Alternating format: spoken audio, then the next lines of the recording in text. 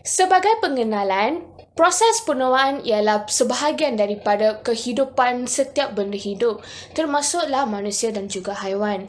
Namun, kita selalu fikir bahawa proses penuaan atau aging tidak membawa apa-apa penyakit. Tetapi ini tidak benar bagi haiwan, terutamanya bagi anjing. Apabila seekor anjing sedang menjadi tua, ia juga menandakan bahawa ia mengalami pelbagai jenis penyakit, terutamanya penyakit yang berkaitan dengan sistem perkumuhan. Contohnya kegagalan buah pinggang, inkontinen urin, penyakit kelenjar prostat dan juga tumor pundi kencing. Cabaran di sini atau masalah di sini ialah anjing itu tidak dapat berkongsi atau berkomunikasi tentang sakitnya sendiri. Sehinggalah orang di sekeliling mendapati bahawa sesuatu yang tidak kena-mengena atau terdapat sesuatu yang aneh tentang kelakuan atau pergerakan anjing itu. Dan seringkali orang salah faham bahawa jika mereka melihat seekor anjing itu bergerak dengan perlahan atau lesu, mereka salah faham bahawa anjing itu malas atau tidak ingin bekerja atau bergerak dengan aktif. Tetapi itu adalah tidak benar. Jika anjing itu bergerak dengan perlahan atau lesu, ini boleh menandakan bahawa anjing itu adalah sebenarnya sakit dan mempunyai pelbagai jenis penyakit.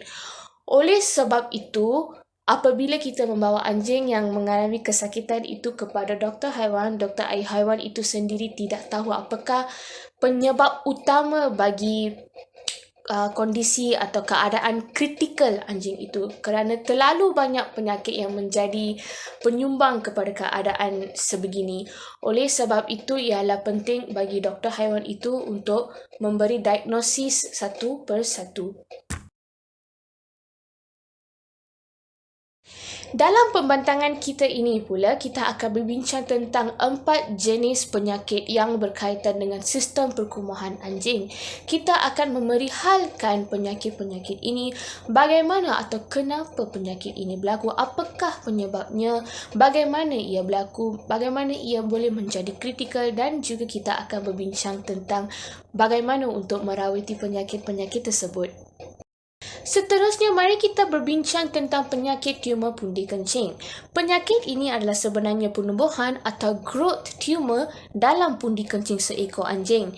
Dan anjing ini adalah selalunya atau lazimnya ialah anjing betina yang telah berusia atau telah menjadi tua.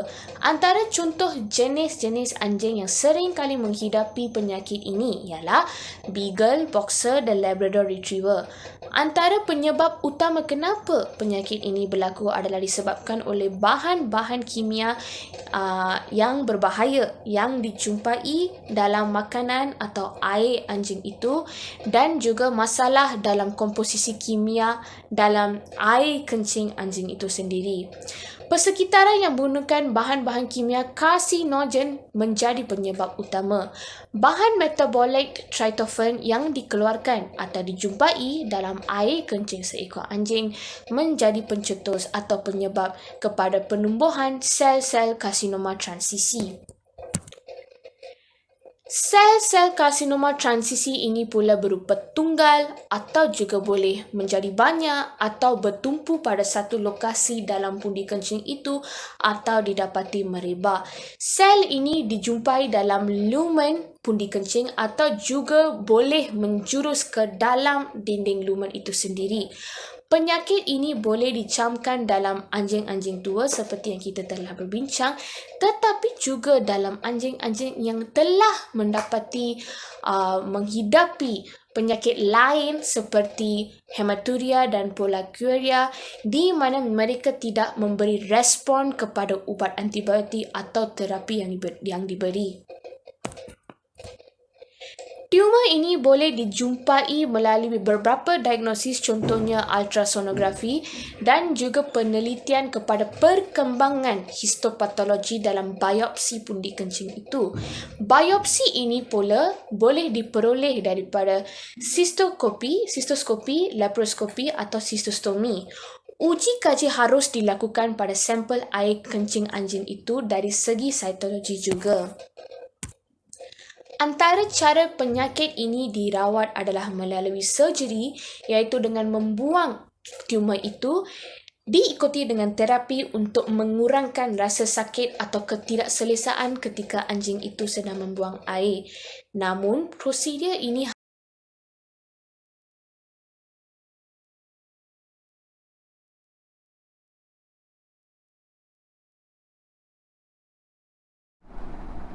Penyakit urologi seperti kegagalan buah pinggang merupakan salah satu penyakit yang sering kali dihadapi oleh anjing geriatrik ataupun anjing yang telah berumur dan tidak terhad kepada jenis jantina jantan atau betina.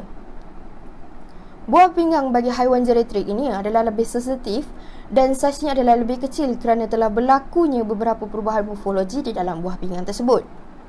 Berikut merupakan antara perubahan morfologi yang berlaku, iaitu pengurangan bilangan glomerulus, penurunan berat tubul dan juga saiz tubul menjadi mengecil.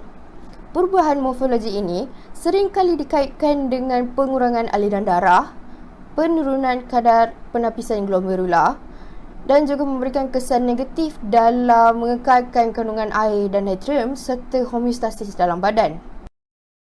Terdapat beberapa punca yang menyebabkan kegagalan buah pinggang ini boleh berlaku dan antara puncanya adalah pengambilan diet protein yang tinggi dengan kerap.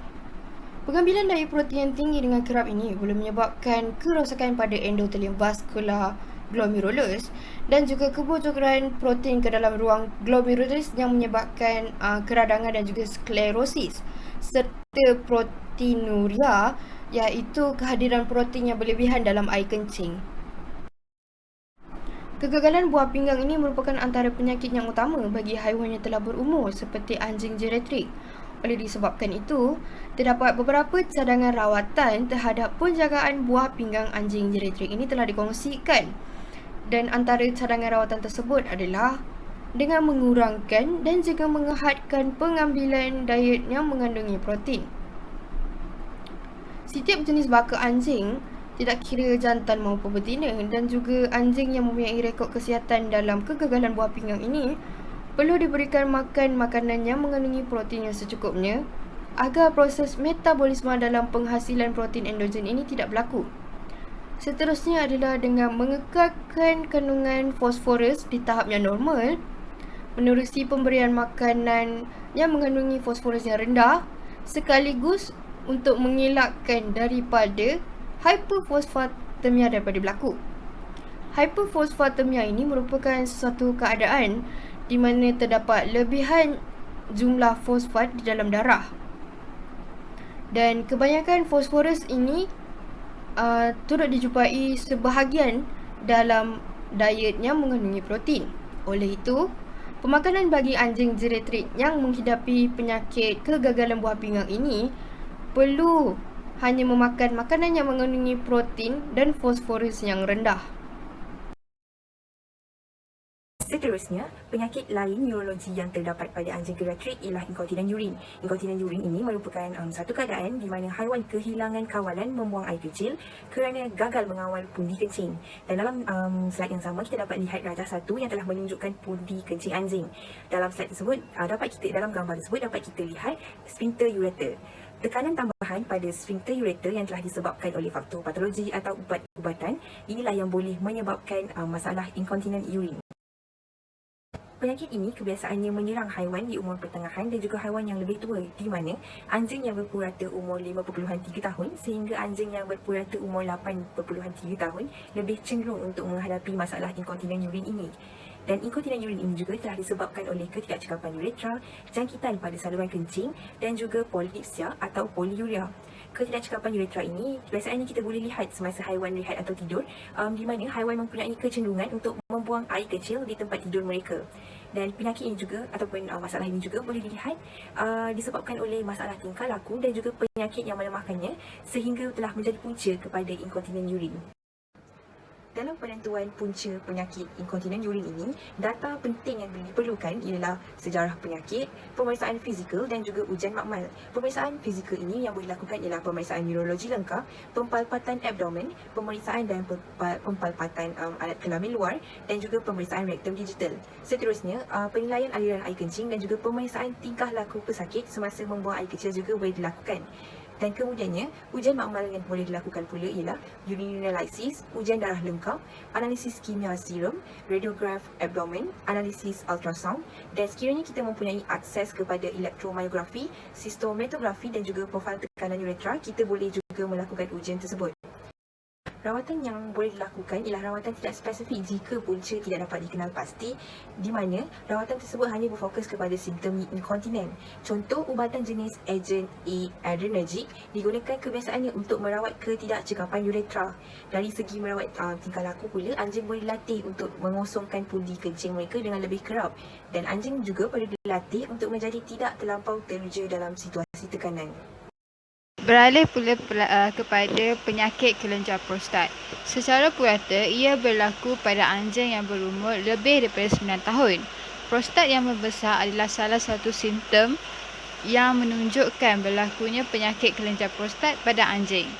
Antara penyakit kelenjar prostat adalah kanser prostat iaitu hyperplasia dan neoplasia, jangkitan bakteria yang teruk dan kronik, dan kelenjar prostat yang bernanah. Kelenjar prostat jika tidak dirawat ia boleh menyebabkan demam, sakit yang perit pada anjing dan paling teruk adalah kematian. Prostat yang berbesar boleh menyebabkan halangan kepada saluran kencing dan saluran kolon pada anjing. Ia akan menyebabkan kesukaran bagi anjing untuk berkumur. Semua anjing dewasa digalakkan untuk menjalani pemeriksaan rektum secara berkala di klinik-klinik kesihatan haiwan.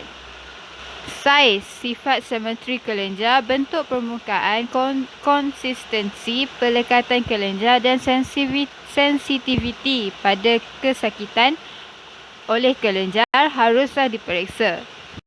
Berikut merupakan jadual yang menunjukkan simptom dan ciri-ciri prostat yang dihadapi oleh anjing yang mempunyai penyakit tersebut. Sebagai contoh, anjing yang demam, tiada tenaga, sakit semasa kencing dan bertinja dan mempunyai prostat yang besar dan sakit, namun saiz adalah simetri menunjukkan anjing tersebut mempunyai jangkitan kuman yang teruk. Namun, pemilik anjing tidak harus risau kerana setiap penyakit ada penyembuhnya.